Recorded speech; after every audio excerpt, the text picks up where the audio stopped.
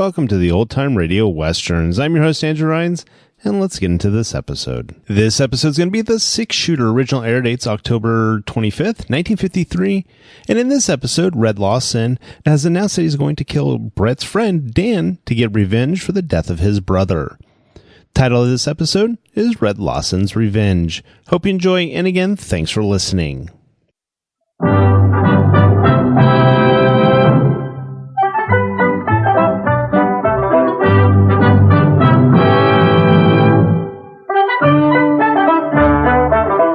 In just a moment, you'll hear James Stewart as the 6-shooter, just one of the many great stars brought to you Sundays on NBC.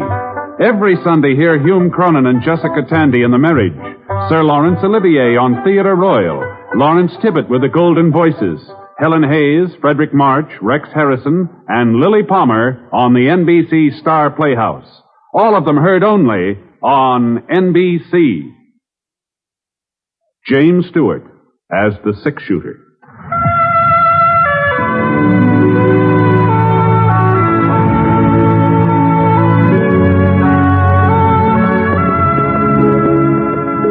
The man in the saddle is angular and long-legged. His skin is sun-dyed brown. The gun in his holster is gray steel and rainbow mother-of-pearl, its handle unmarked. People call them both the 6-shooter. The NBC Radio Network presents James Stewart as the 6-shooter, a transcribed series of radio dramas based on the life of Britt Ponset, the Texas plainsman who wandered through the Western Territories, leaving behind a trail of still remembered legends. Now, in just a moment, immediately following this important announcement, you'll hear Act One of the 6-shooter. Meet the safe driver.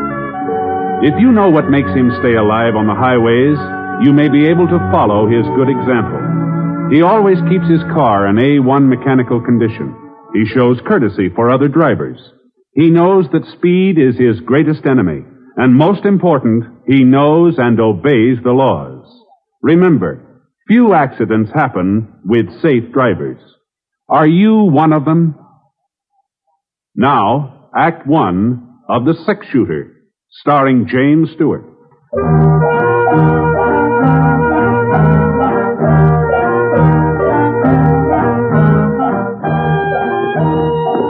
I hadn't seen Mary and Dan for pretty near 3 years, not since they left the Panhandle. So I figured as long as I was riding up through the Platte River country, I might as well swing out on my way a piece and look in on them. Now, we'd been real good friends for a long time. It was kind of like going home. And the closer I got, the more I kept thinking back, remembering, kind of daydreaming. You know, riding across prairie flat sort of does that to you.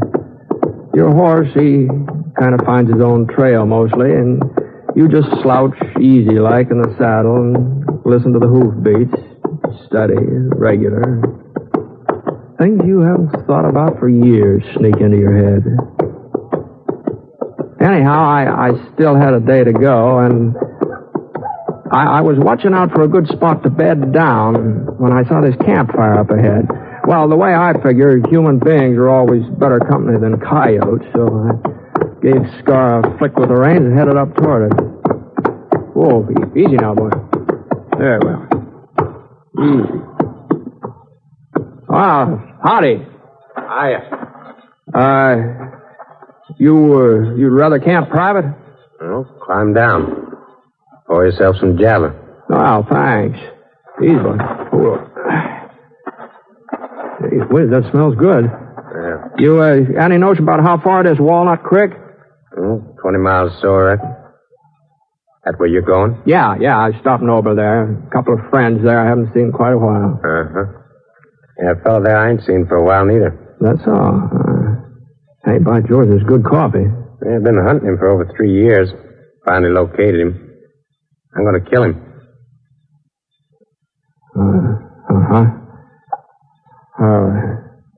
How come? He murdered my kid brother 4 years ago in Laredo. Shot him down in the street. Yeah. Well, another killing won't bring him back. Oh, nothing will bring him back.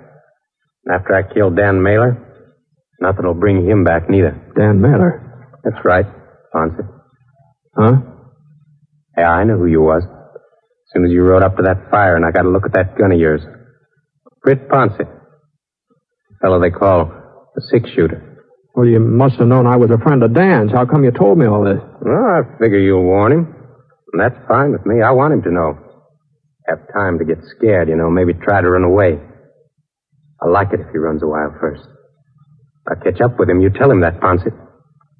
You tell him Red Lawson's coming to kill him. And ain't nothing he can do about it.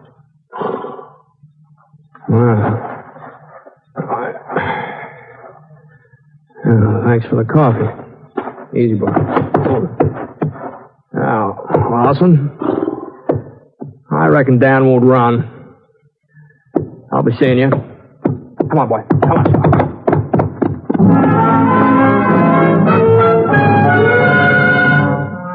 That's the trouble with the past. It wasn't only good things in it. It got some bad ones, too. And one of the bad ones was reaching out for Dan and Mary. I didn't know this fellow Lawson. I didn't know what he was talking about, but I did know Dan. And I knew if he'd killed somebody back there in Texas, it hadn't been murder.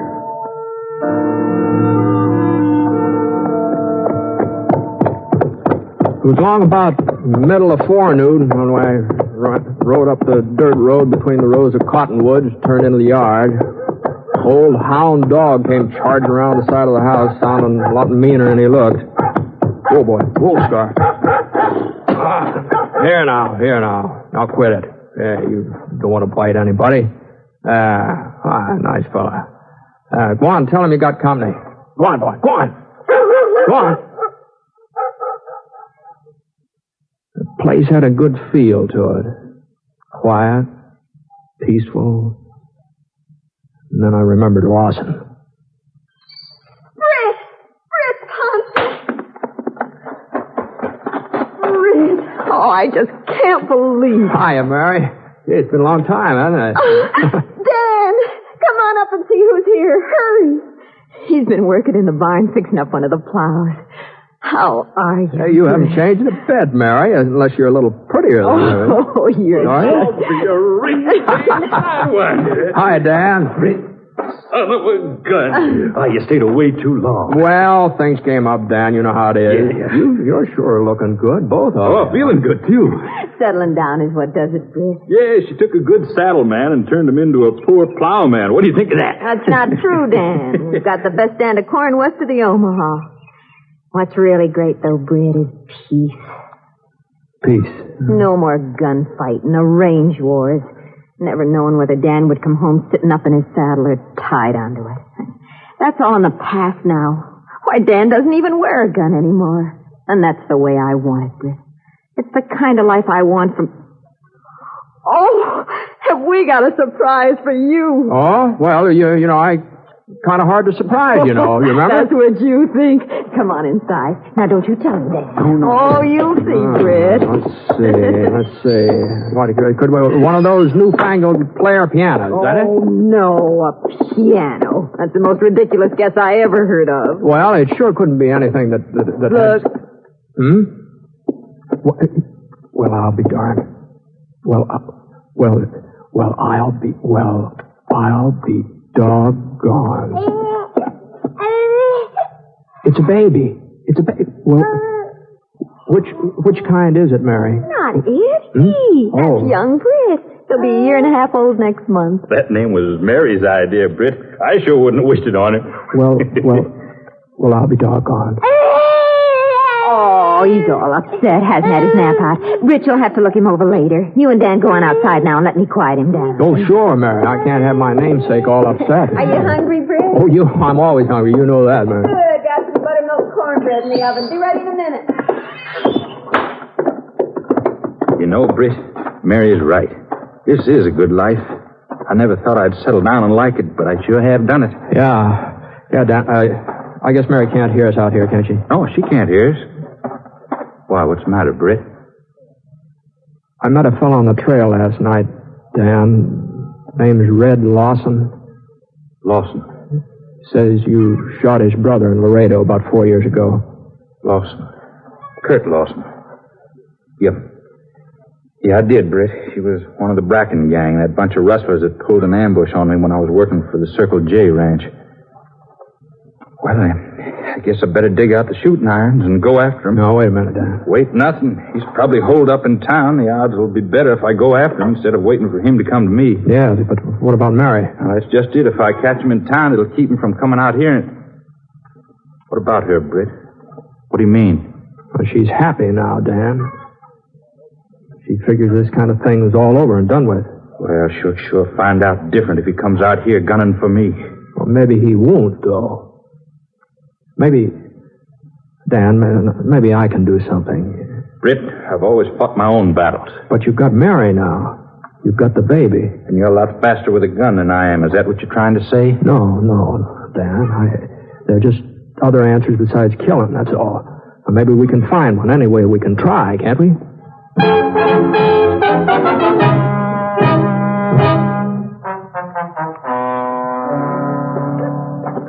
I saddled up Scar a bit early the next morning and rode into town alone. Figured I'd have a talk with the sheriff. After all, this was his job when you come right down to it. Well, he wasn't in his office at the county jail. He was out of town for the next 3 days. So I walked down the main street trying to figure out what to do. This wasn't much of a town. Walnut Creek, there's a couple of blocks of clapboard buildings, and boardwalk along the front of them, sheet iron awnings up over, and nothing much stirring but the dogs. Sleepy, quiet, real nice and peaceful. For everybody except me. Britt! Huh? Oh, Mary. Oh, now. Well, you were certainly an early bird this morning. Well, Mary, does Dan know you came into town by yourself? Well, I don't know, Britt. I come in alone every day or two. Why shouldn't I? Something wrong, Britt? No, I just wondered, that's all. Actually, I think he was too busy to notice I'd left. You know what he was doing? Cleaning his guns. You're a bad influence, Britt. Well, I think you've started him thinking about things... Well, Ponset, how about it? You give him my message? What? Lawson. Mary, I'll see you later, huh? Well, all right, Britt. Oh, now, there ain't no need of the lady. No. Like that. Goodbye, Mary. I'll see you later, huh? All right, Britt. If you say so. Giddy up. Come on. Mary, huh? Dan's wife, maybe. I hear he's got a kid, too. Yeah, maybe you hear too much, Lawson. And talk too much, too. Maybe you don't ride enough. Oh, I'll ride. I'm through here. When I get even. Yeah, but Dan told me about that. Your brother tried to ambush him. He was in with that Bracken gang. That don't make no difference to me. He was my brother. Dan Mailer was in my place. He might feel the same way. Maybe I'll give him a chance to feel the same way. Now that I know he's got a wife, a kid. Now, Lawson, if you touch Mary... Yeah, I know. I know all that. But once I've done what I come here to do, I don't care what happens afterwards. You, Dan Mailer, can make no move until I do. You see how it stacks up, Ponset? I got all the cards. He turned his back and he walked off down the street, and I stood there watching him go, knowing he was right. He did have all the cards. There was only one thing in the world he wanted: revenge. And he didn't care what it cost to get it, even his life. Dan and I couldn't move first, and afterwards it'd be too late.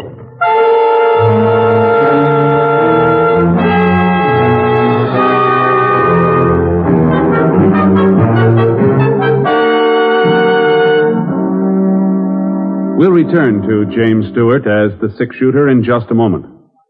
When it's entertainment you're after, you'll find the very best on this station of the NBC radio network. Thursday night, for example, you'll hear Robert Young, Roy Rogers, Ralph Edwards, and Eddie Cantor, each with a great program for your listening pleasure. Robert Young on Father Knows Best, a program based on the assumption that the man of the family can put one over on the wife and youngsters. And Truth or Consequences with Ralph Edwards. When Ralph sends a contestant off on a consequence, it usually ends up as one of radio's funniest stunts. And if you like Western songs and adventures, you'll find none better than the ones you hear on The Roy Rogers Show. Then, to top it all off, hear the little-known stories of show business that Eddie Cantor tells on Show Business Show each Thursday on the NBC Radio Network.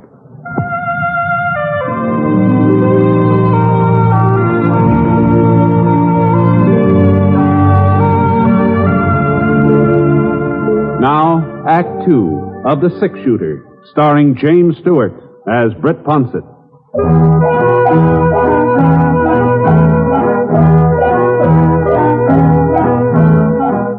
I found Mary finally at the general store, and I stayed with her while she bought some things. And we headed back for the farm.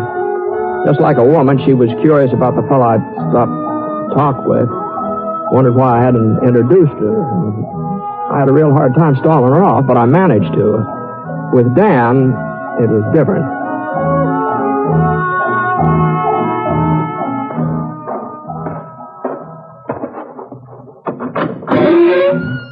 Dan? Are you in there, Dan? Yeah, come on in, Britt. I'm cleaning my guns. Oh, forget it, Dan. There are better ways. Yeah? You got one figured? No, not yet. I saw Lawson in town a while ago, Dan. Oh? You talked to him any? Yes, I talked to him. I reckon you better stay close to Mary and the boy. Why? What do you mean? What do you mean, Britt? Did he say anything? No, not exactly. He saw Mary in town. Why, that dirty... No, I didn't let him talk to her, Dan. She wondered about it, though. She'll probably ask you later. That settles it, then. I hadn't even thought of that side of it. Britt, I'm going after him. You wouldn't have a chance, Dan. Selling me kind of short, ain't you? No, I don't mean it that way. Lawson wouldn't draw even if you called him. That's not what he's after, don't you see? You'd have to kill him in cold blood, and I don't think you could do that, Dan. No, I couldn't. Not even Lawson. What are we going to do, Britt?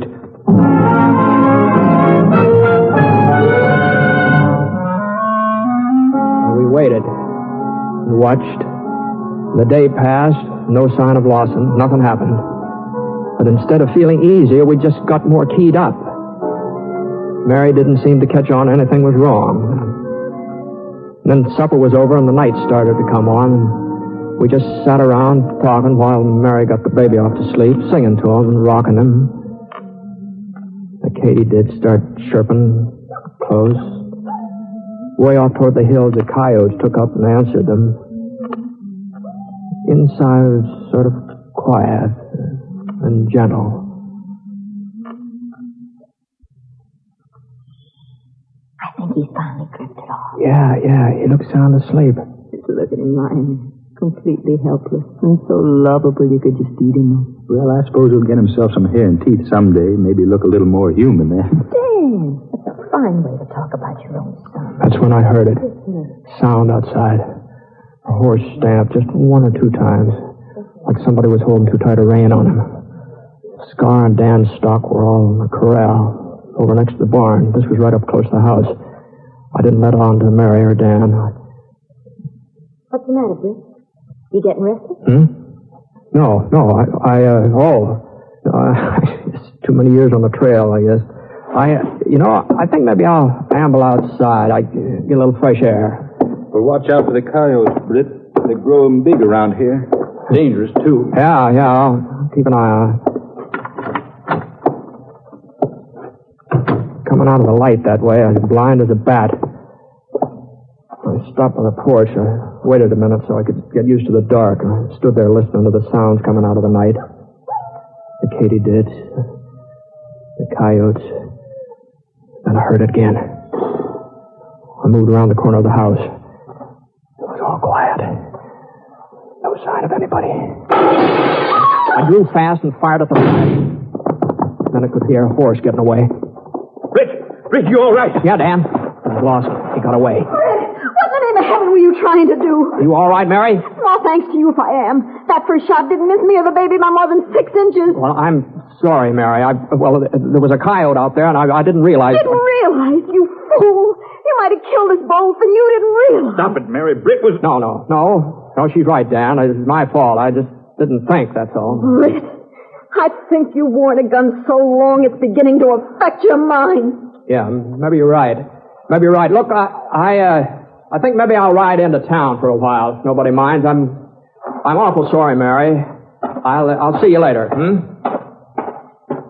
I ought to go with him, Mary. Why? After a fool trick like that, he ought to be alone. Nobody should be around him. It isn't safe to be. Oh, you don't understand, Mary. You just don't... Well, let's go back in the house. Yeah. What? Let's all go back in. Dad! Lawson. Why, you... Easy, Mailer. You see how it is. Gun ain't pointed at you. One crazy move and your wife will get it. All right. Let's all go inside. Go on, move.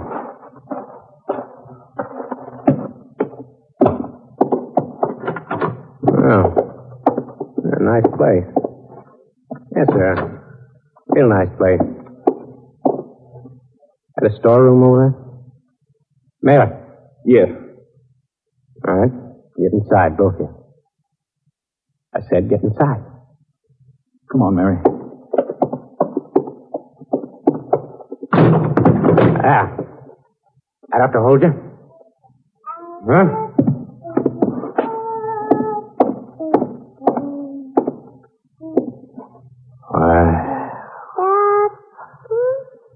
Now.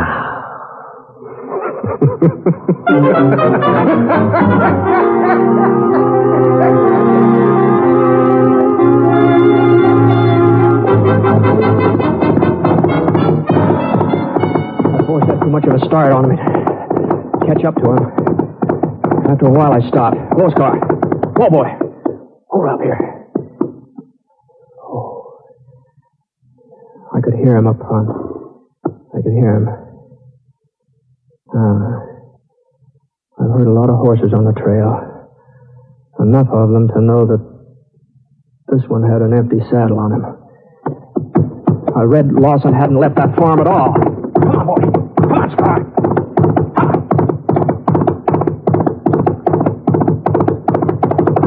Oh, boy. Lawson could be anywhere around here. Dan? Where's this? Where's that? Dan? What? Oh, the storeroom. Oh, all right, just a second. Wait till I get this. I'll try and get this door open. Where is he? There's nobody here. The baby! What? Where's the baby? I don't know. Dan. Lawson was here, waited for you to leave, and locked us up. He kept coming over to the storeroom door, telling us what he was going to do. He said he'd burn the house, all kinds of He things. couldn't have got away. He was here just a minute ago. And he has the baby. Britt. Wait a minute. He's got to come over here to the barn to get the horse. Grab your gun. Come on, Dan. Stay here, Mary. Don't come out of the house.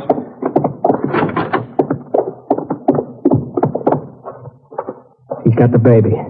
This won't be easy. I know. I can't figure why he waited. He had all of us. I can't figure it. Yes, he's waited 3 years. He just wanted to enjoy it, that's all. All right, come on. We better separate. No use making it easy for him. Right, Britt. Hold it. Right where you are. The moon came out from behind the cloud. I could see him now standing right in the barn door, right in the open, like he wasn't afraid of anything. And then I saw why he wasn't afraid. He was holding a gun in his hand, not pointing it at us, though. It was aimed at a little bundle squirming in the hay behind him. I reckon you can see how things stand. One movement's all over for the kid. All right, Mailer. Drop your gun. I'm the one you're after, Lawson. All right, you got me. How about leaving Mary and the baby out of it? I killed your brother. They didn't. Hey, you'd miss him, though, wouldn't you? I guess you'd miss him real bad. Why, you... Hey. Careful, mate. Dan just stood there, helpless, hands up in the air. The moon was out full now. I knew I could get a clear sight on Lawson, but I didn't dare to draw on fire. He'd still have time to jerk that trigger. The gun muzzle was about 3 inches from the baby's head. All right, Ponset. Move on over next to Mailer. I want you both where I can see you. Go on, move. I walked over and stood beside Dan. 4 years, Mailer. 4 years I've been dreaming about this. Now it's even better than I thought. I didn't know you'd have a family. I didn't know I'd get the 6-shooter along with you. It's our fight, Lawson. Why don't you leave the rest of them out of it? I had a brother once. 4 for 1 makes a pretty fair payoff. I kept watching his gun. It was the only chance. If it swerved for 1 second, I'd make a play, but it didn't swerve. And the time was running out. And then I caught something from the corner of my eye, just the bare flicker of it. It was over at the side of the house. It was Mary. I made my draw. Lawson! Here! Why you? You dropped him, Britt. I'll make sure, Dan. Wait, no, we've got to make sure. Oh. Is that sure enough for you? Yeah. The baby. Is he all right? Yeah, he's all right, Mary. Oh, thank you. Mary, if anybody had told me that you could do what you just did, Here now. I don't know. Come to Mother. You mean after the way I've always felt about guns? And after you tried to keep all this from me? Well, Dan told me all about it when we were locked in the storeroom. Oh, there now, darling. It's all right now. Britt, I saw what was happening out here, and I remembered the rifle, and, well, after all, I mean, there was nothing else to do. All right now, darling. All right.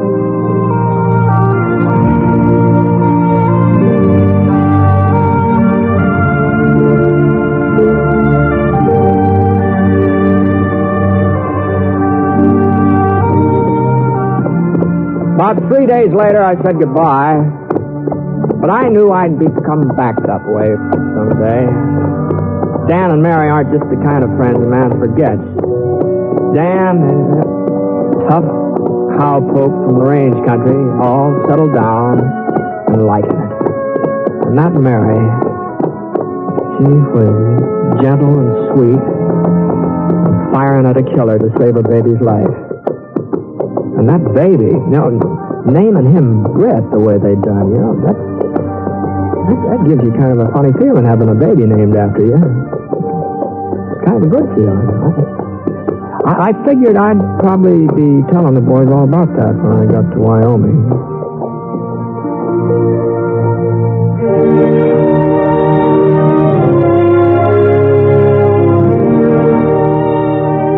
The truce in Korea doesn't mean we should stop writing letters to our men and women in service.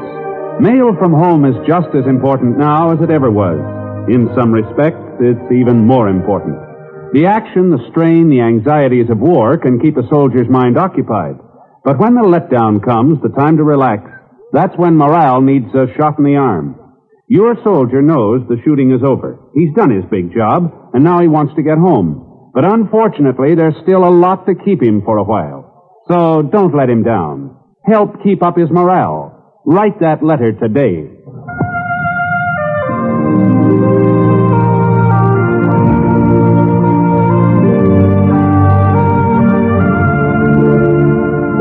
The Six Shooter is an NBC Radio Network production in association with Review Productions. It is based on a character created by Frank Britt. And today's transcribed story was written by Les Crutchfield. Mr. Stewart may currently be seen in the Universal International picture Thunder Bay. Others in the cast were Shirley Mitchell, Leone LeDoux, Paul Richards, and Barney Phillips. Special music for this program was by Basil Adlam, and the entire production is under the direction of Jack Johnstone. All characters and incidents were fictitious, and any resemblance to actual characters or incidents is purely coincidental. Hal Gibney speaking.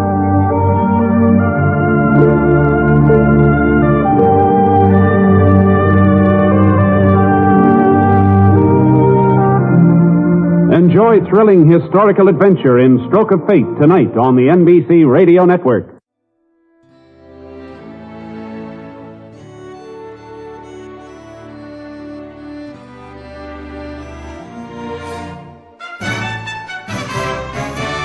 This has been a presentation of OTRWesterns.com, and we hope you enjoyed. Please take some time to like and rate our shows in your favorite podcast application. Follow us on Facebook by going to OTRWesterns.com/Facebook. Join in the conversation by going to OTRWesterns.com/Discord. And don't forget to send us an email, podcast@OTRWesterns.com.